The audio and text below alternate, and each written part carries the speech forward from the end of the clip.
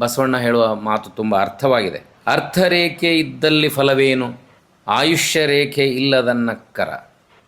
ನೋಡಿ, ಎಲ್ಲ ಇರುತ್ತೆ, ನಾವು ಕೈಯಲ್ಲಿ ಅದೃಷ್ಟ ನೋಡ್ತೀವಿ, ಇದು ಇಲ್ಲಿ ಧನರೇಖೆ ಇದೆ, ಇಲ್ಲಿ ಸುಖ ಇದೆ, ಸಮೃದ್ಧಿ ಇದೆ, ಸಂಪತ್ತಿದೆ, ಕೊಡುಗೆ ದಾನಿ ಇದ್ದೀವಿ ಅಂತ ನಮ್ಮ ಕೈಯಿನ ರೇಖೆಗಳನ್ನು ನೋಡಿ ಹೇಳ್ತಾರೆ. ಆದರೆ ಎಲ್ಲ ರೇಖೆಗಳಿದೆ, ಆಯುಷ್ಯ ರೇಖೆನೇ ಇರದೇ ಇದ್ದರೆ ಏನು ಪ್ರಯೋಜನ? ಆಮೇಲೆ ಚಂದ್ರಾಯುಧ ಇರ್ತದೆ, ಅದ್ಭುತವಾದ ವೆಪನ್ ಇರುತ್ತೆ. ಆದರೆ ವೆಪನ್ ಯಾರ ಕೈಯಲ್ಲಿರುತ್ತೆ? ಹೇಡಿಯ ಕೈಯಲ್ಲಿರುತ್ತೆ. ಹಂದೆಯ ಕೈಯಲ್ಲಿ ಚಂದ್ರಾಯುಧವಿದ್ದಲ್ಲಿ ಫಲವೇನು? ಹೇಡಿ ಇರ್ತಾನೆ ಅವನು, ಬೇಸಿಕಲಿ ಅವನು ಹೇಡಿ.